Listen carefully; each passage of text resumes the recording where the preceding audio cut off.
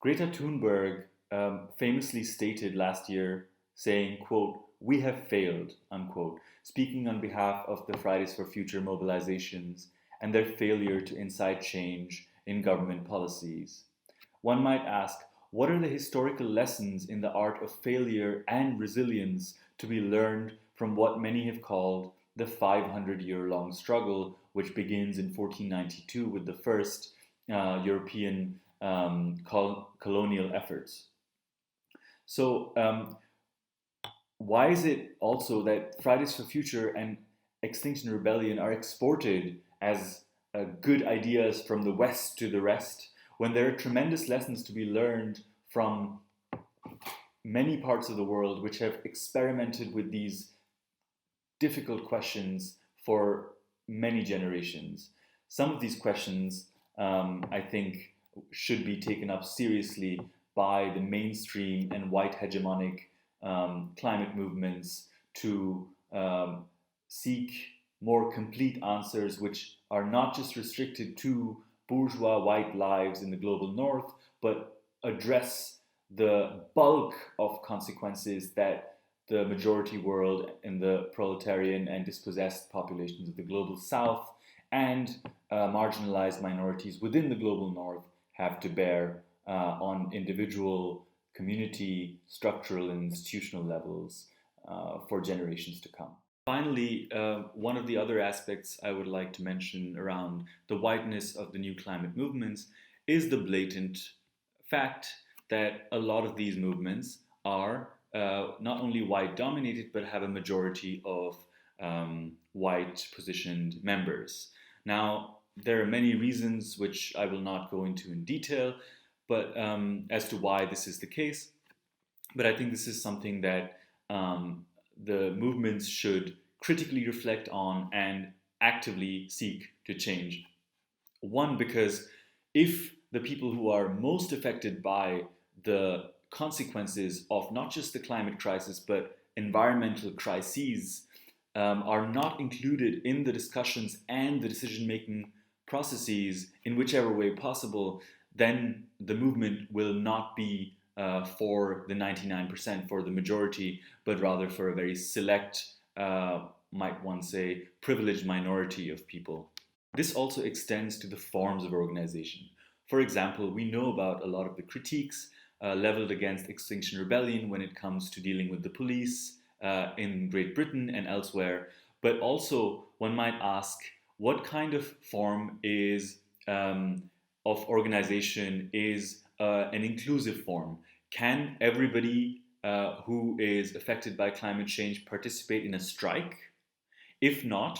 then are we excluding them by having strikes as the main form of activism? Is it possible to think of not just inclusive in terms of including others who are marginalized, not just in society, but also in social movements, from the outside to the inside, but actually beginning from a place where the stakeholders who are the decision makers are in the center of decision making around what are some of the forms that are accessible to our disabled brothers and sisters, to marginalized peoples in the global south, and to people who have to bear the consequences of, for example,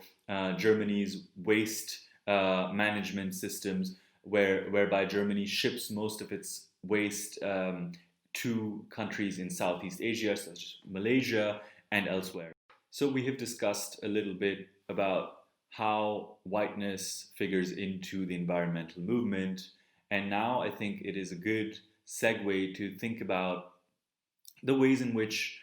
we can think of a more equitable and a more egalitarian, but also a more just environmental movement. One of the ways in thinking about how we can build a more just climate justice movement might seem a bit contradictory or paradoxical.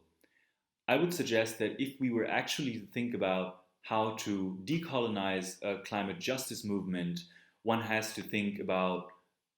not just the climate and climate change, but larger questions of environmental justice, as was framed by the civil rights movement and African American activists in the second part of the 20th century, among others. So, what would this mean? This would mean that we think about how the climate change movement has emerged as a cause of concern from a certain position in the global north, although it affects people in the global south and in poor and dispossessed communities much more than in the citadels of the metropole of the global north. Sometimes one doesn't even have to look for new solutions because there already exist solutions which are not being adopted by countries in the global north. For example, one has to deal with the contradiction. The contradiction is that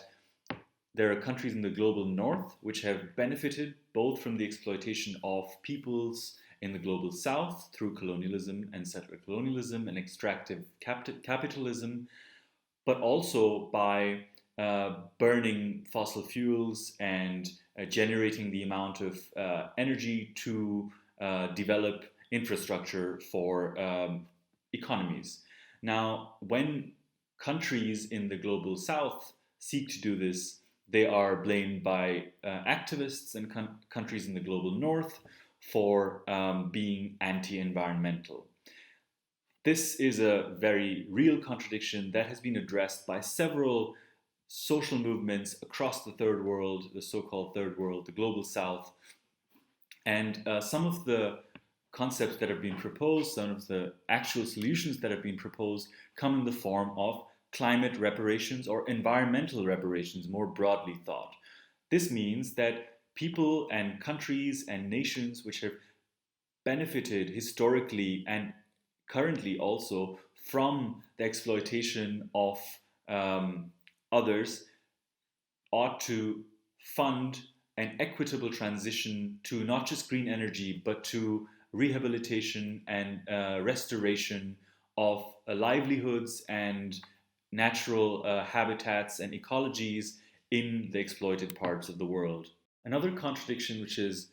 been very important, not just in this decade, but for many decades, is a very fundamental contradiction for countries in the global north, many of which have white dominant or white majority societies. In these societies, when social movements emerge, not just climate oriented movements or environmental movements, but social movements in general, they tend to exclude almost structurally people of color and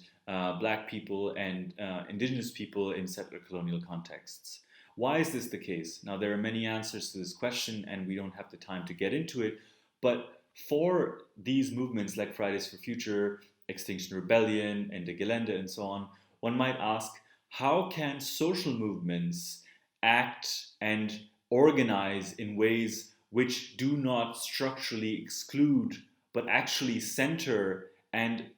let and allow and make the most affected populations lead these movements, which would actually mean a reimagining of how these movements look, what they do, how they do it, and what forms of organization are taken on by white positioned people and by other people.